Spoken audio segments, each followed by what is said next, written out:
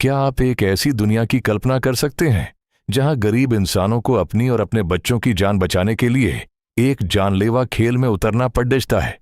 एक ऐसा घिनौना गेम शो जहां जीतने पर ढेरों पैसे और आजादी मिलती है, लेकिन हारने का मतलब सिर्फ और सिर्फ दर्दनाक मौत है।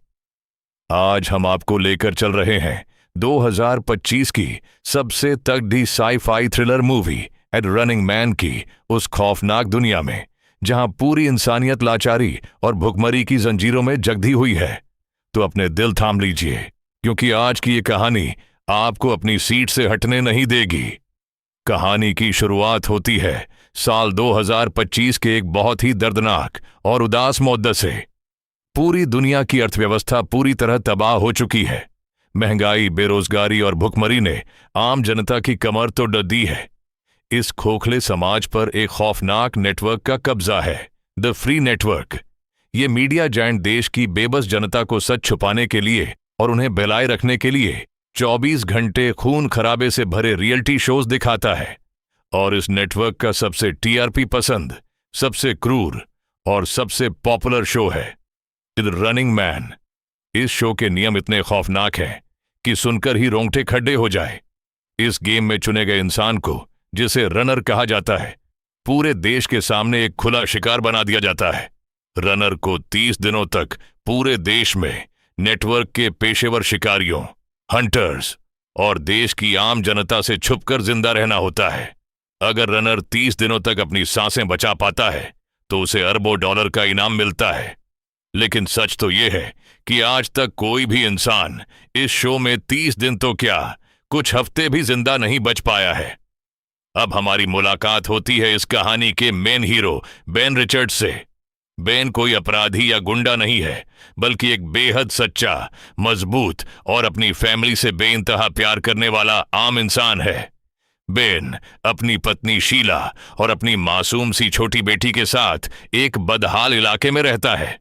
बेन के पास अपनी बीमार बेटी की दवाइयों के लिए एक फूटी कौड़ी भी नहीं है। उसकी बेटी तड़प रही है और हर बीतते दिन के साथ मौत के करीब जा रही है। जब बेन के पास कोई रास्ता नहीं बचता तो वह भारी दिल से एक खौफनाक फैसला लेता है, the running man game show में हिस्सा लेने का। बेन द फ्री नेटवर्क के हेडक्वार्टर पहुंचता है। वहां का माहौल देखकर ही किसी की भी रूह कांप जाए। सैकड़ों गरीब और बेबस लोग अपनी जान दांव पर लगाने के लिए लाइन में खड़े हैं। बेन का फिजिकल और मेंटल टेस्ट लिया जाता है।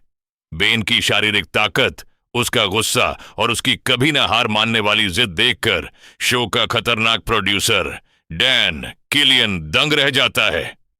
किलियन समझ जाता है कि बेन रिचर्ड्स आम खिलाड़ियों जैसा नहीं है। वह बेन को तुरंत शो का सबसे प्राइम कंटेस्टेंट चुन लेता है। गेम शुरू होने से ठीक पहले बेन को एक छोटा सा ट्रैकिंग डिवाइस दिया जाता है और एक पॉकेट कैमरा भी दिया जाता है। नियम यह है कि बेन को दिन में 2 बार अपनी लोकेशन का वीडियो रिकॉर्ड करके नेटवर्क को भेजना होगा, ताकि दर्शक उसकी बेबसी का मजा ले सके। क्लियन बेन को चेतावनी देता है कि अब पूरी दुनिया उसकी दुश्मन है। बेन अपनी पत्नी और बेटी की तस्वीर को सीने से लगाता है और मन ही मन कसम खाता है कि वह हर हाल में 30 दिन जिंदा रहकर अपनी बेटी के लिए पैसे लेकर लौटेगा। और इसी के साथ शुरू होता है मौत का यह खौफनाक खेल। काउंटडाउन खत्म होते ही बेन को शहर की गलियों में छोड़ डच दिया जाता है। बेन के पास न तो कोई हथियार है और न ही कोई मददगार। शुरू के कुछ घंटे बेन शहर की गंदी अंधेरी गलियों और नाले के रास्तों का सहारा लेकर छुपने की कोशिश करता है। लेकिन फ्री नेटवर्क ने पूरे देश में यह ऐलान कर दिया है कि जो भी नागरिक बेन की सही लोकेशन बताएगा उसे लाखों का इनाम मिलेगा। यानी अब सिर्फ हंटर्स ही नहीं, बल्कि सड़कों पर घूमता हर आम इंसान बेन का दुश्मन बन चुका है। रात गहराते ही बेन को एहसास होता है कि उस पर पहला हमला होने वाला है। हंटर्स का एक हाईटेक ग्रुप, जिसका नेतृत्व क्रूर शिकारी इवान मैककोन कर रहा है, बेन की लोकेशन ट्रैक कर लेता है। मैककोन के पास एडवांस थर्मल गन्स, ड्रोन्स और बुलेट प्रूफ गाड़ियां हैं। बेन एक पुरानी जर्जर इमारत में छुपा होता है। तभी ड्रोन्स की गूंज हवा में गूंजती है।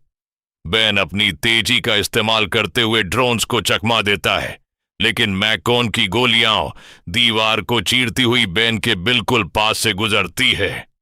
यहां बेन दिखाता है कि वह सिर्फ एक लाचार पिता नहीं, बल्कि एक बेहद चालाक योद्धा भी है। वह इमारत में मौजूद बिजली के तारों को काटकर पूरे इलाके में अंधेरा कर देता है। जैसे ही हंटर्स अंधेरे में आगे बढ़ते हैं, बेन एक शिकारी पर पीछे से हमला करता है, उसकी गन छीनता है और उसे ढेर कर देता है। पहली ही मुठभेड़ में बेन साबित कर देता है कि उसे शिकार बनाना इतना आसान नहीं होगा। बेन वहां से भाग निकलता है, लेकिन उसके पैर में एक गोली की खरोंच आ चुकी है।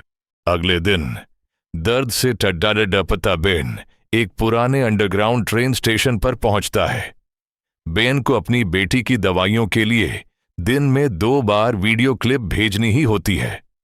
बेन कैमरा ऑन करता है और सीधे टीवी स्क्रीन पर देख रहे कर और ढौ दर्शकों की आंखों में आंखें डालकर बोलता है कि यह शो कोई मनोरंजन नहीं, बल्कि गरीबों की लाचारी का कत्ल है।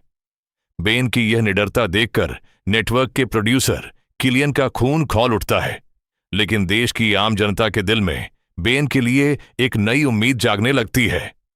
सफर आगे बढ़ता है और बेन एक नए शहर की तरफ जाने वाली मालगाड़ी में छुप जाता है। भूख और प्यास से बेन का बुरा हाल है, लेकिन उसका इरादा लोहे की तरह मजबूत है। तभी ट्रेन के डिब्बे में उसकी मुलाकात ब्रैडली नाम के एक आदमी से होती है। ब्रैडली शहर के उस अंडरग्राउंड ग्रुप का हिस्सा है जो इस जालिम सरकार और नेटवर्क के खिलाफ गुप्त रूप से लड़ाई रहा है। ब्रैडली पहले तो बेन पर शक करता है, लेकिन बेन की आंखों में अपनी बेटी के लिए तड़पिश देखकर उसका दिल पिघल जाता है। ब्रैडली बेन को खाना और मरहम देता है। वह बेन को बताता है कि फ्री नेटवर्क सिर्फ एक गेम शो नहीं चला रहा, बल्कि वह पूरे देश की हवा, पानी और खाने में फैले जहर का सच छुपा रहा है, ताकि गरीब और गरीब बने रहे। ब्रैडली बेन को एक सीक्रेट कोड देता है और कहता है कि अगर वह किसी तरह इस कोड को नेटवर्क के मेन सैटेलाइट से ब्रॉडकास्ट कर दे, तो पूरे देश के सामने इस सरकार का काला सच आ जाएगा। बेन समझ जाता है कि अब यह लड़ाई सिर्फ उसकी बेटी की जान बचाने की नहीं, बल्कि पूरी इंसानियत को आजाद कराने की है। लेकिन खुशी ज्यादा देर नहीं टिकती। नेटवर्क के ड्रोन्स मालगाड़ी को खोज निकालते हैं। अचानक छत से हंटर्स नीचे कूदते हैं और दनादन गोलियां बरसाना शुरू कर देते हैं। एक भयानक फाइट सीक्वेंस में ब्रैडली बेन को बचाने के लिए अपनी जान दांव पर लगा देता है। ब्रैडली को कई गोलियां लगती हैं। मरते मरते ब्रैडली बेन से कहता है कि वह हार न माने और सच को दुनिया के सामने लेकर आए। बेन रोते हुए ट्रेन से कूद जाता है और बहती नदी में छलांग लगा देता है। पानी के तेज बहाव से बचकर बेन एक अनजान छोटे कस्बे में किनारे लगता है। बेन का शरीर थक चुका है, जख्म हरे हैं, लेकिन उसके अंदर का शेर अब जाग चुका है। यहां बेन की मुलाकात एमी नाम की एक औरत से होती है। एमी शुरू में बेन को टीवी पर देखकर डर जाती है और पुलिस को बुलाने की सोचती है, लेकिन जब बेन उसे सच्चाई बताता है कि कैसे मीडिया लोगों का दिमाग भटकाने के लिए झूठ फैला रहा है, तो एमी को एहसास होता है कि बेन कोई कातिल नहीं, बल्कि एक पीड़ित है। एमी बेन को अपने घर में छुपाती है और उसके जख्मों पर पट्टी बांधती है। इसी बीच टीवी पर द रनिंग मैन का स्पेशल एपिसोड चल रहा होता है। क्लियन बेन की इमेज खराब करने के लिए एआई और फेक ग्राफिक्स का इस्तेमाल करके एक झूठा वीडियो दिखाता है, जिसमें बेन को मासूम लोगों को मारते हुए दिखाया जाता है। ये देखकर बेन का गुस्सा 7वें आसमान पर पहुंच जाता है। बेन समझ जाता है कि यह नेटवर्क अपनी टीआरपी और पावर के लिए किसी भी हद तक गिर सकता है। तभी बाहर अचानक गाड़ियों के सायरन गूंज उठते हैं। किलियन ने एमी के घर की लोकेशन ट्रैक कर ली होती है। हंटर्स की पूरी फौज, बख्तरबंद गाड़ियां और हेलीकॉप्टर पूरे इलाके को घेर लेते हैं। मैकॉन लाउडस्पीकर पर चिल्लाता है कि बेन के पास बाहर आने के अलावा कोई रास्ता नहीं है। बेन एमी को नुकसान से बचाने के लिए घर के पिछले दरवाजे से निकलता है। शुरू होता है एक सांस रोक देने वाला चेज सीक्वेंस। बेन सड़कों पर, छतों पर और तंग गलियों में भागता है। पीछे से गोलियों की बौछार हो रही है। बेन एक गैरेज से मोटरसाइकिल उठाता है और हंटर्स की गाड़ियों को चकमा देते हुए हाईवे की तरफ निकल पड्डा बेचता है। रास्ते में हंटर्स बेन की बाइक पर हमला करते हैं, लेकिन बेन अपनी सूझबूझ से एक हंटर की गाड़ी को टैंकर से टकरा देता है, जिससे एक धमाकेदार ब्लास्ट होता है और आग की लपटें आसमान छूने लगती हैं। गेम का 25वां दिन आ चुका है। बेन रिचर्ड्स अब सिर्फ एक रनर नहीं रहा, वह एक लीजेंड बन चुका है। पूरे देश की जनता सड़कों पर उतरने लगी है। लोग अब नेटवर्क के खिलाफ नारे लगा रहे हैं और बेन की तस्वीर वाले पोस्टर लेकर सड़कों पर घूम रहे हैं। क्लियन को एहसास हो जाता है कि अगर बेन 30वें दिन तक जिंदा रह गया तो उसका मीडिया साम्राज्य और यह जालिम सरकार ताश के पत्तों की तरह ढह जाएगी। क्लियन फैसला करता है कि बेन का खेल आज रात ही खत्म करना होगा। क्लियन अपने सबसे खौफनाक और बेरहम हंटर को मैदान में उतारता है। बेन अब वापस उसी शहर की तरफ बढ़ रहा है जहां फ्री नेटवर्क का मेन हेडक्वार्टर है। बेन का इरादा छुपने का नहीं, बल्कि सीधे शेर की माद में घुसने का है। रात के अंधेरे में बेन नेटवर्क के मेन ब्रॉडकास्ट टावर के पास पहुंचता है, लेकिन रास्ते में उसका सामना मैककोन और उसकी भारी भरकम बंदूकधारी टीम से होता है। एक बेहद दर्दनाक और खौफनाक आमने सामने की मुठभेड़ शुरू होती है। मैककोन बेन पर गोलियों की बारिश कर देता है। बेन कंक्रीट के खंभों के पीछे छुपकर मुकाबला करता है। एक गोली बेन के कंधे को चीरती हुई निकल जाती है। खून से लथपथ बेन दर्द से कराहता है, लेकिन वह हार नहीं मानता। बेन अपनी बची कुची ताकत समेटता है, एक हैंड ग्रेनेड का पिन निकालता है और मैककोन की तरफ फेंक देता है। जोरदार धमाके में मैककोन की गन उड़िड़ जाती है। बेन आगे बढ़कर मैककोन पर टूट पड़ता है और एक खतरनाक हैंड टू हैंड कॉम्बैट के बाद मैककोन को हमेशा के लिए ढेर कर देता है। अब बेन के सामने सिर्फ एक ही मंजिल है, द फ्री नेटवर्क का मेन स्टूडियो।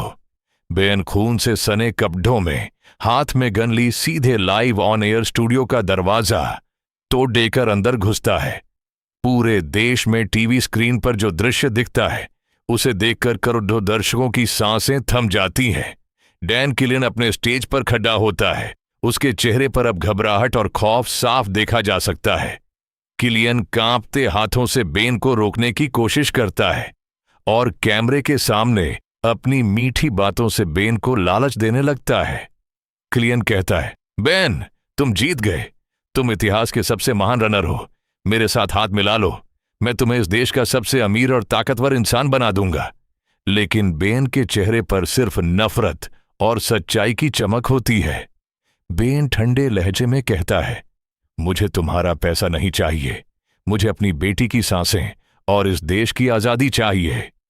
बेन ब्रैडली का दिया हुआ secret code master control panel में लगा देता है। एक ही पल में पूरे देश की टीवी स्क्रीन बदल जाती है। नेटवर्क का फर्जी शो बंद हो जाता है और स्क्रीन पर सरकार की काली सच्चाई, जहरीली हवा का सच और गरीबों पर ढाए जा रहे जुल्म के सारे सबूत ब्रॉडकास्ट होने लगते हैं। देश के कोने कोने में देख रहे करोड़ों लोगों की आंखों से पट्टी हट जाती है। जनता का गुस्सा सड़कों पर तूफान बनकर फूट पड़ जाता है। क्लियन समझ जाता है कि उसका खेल खत्म हो चुका है। वह भागने की कोशिश करता है, लेकिन बेन उसे दबोच लेता है। बेन क्लियन को उसी लॉन्चिंग पॉड में बंद कर देता है जिसमें बैठकर मासूम रनर्स को मौत के मुंह में भेजा जाता था। क्लियन शीशे पर हाथ मारते हुए अपनी जिंदगी की भीख मांगता है, लेकिन बेन बिना किसी हिचकिचाहट के लॉन्च बटन दबा देता है। पॉड पूरी रफ्तार से टनल में भागता है और आगे जाकर एक जोरदार ब्लास्ट के साथ तबाह हो जाता है। क्लियन का अंत उसके अपने ही बनाए खौफनाक खेल में होता है। 30 दिन पूरे हो चुके हैं। बेन रिचर्ड्स ने न सिर्फ अपनी जान बचाई, बल्कि इस खौफनाक गेम शो को हमेशा हमेशा के लिए खत्म कर दिया। बेन स्टूडियो से बाहर कदम रखता है। बाहर हजारों लाखों लोगों का हुजूम उसका स्वागत करने के लिए खड़ा है।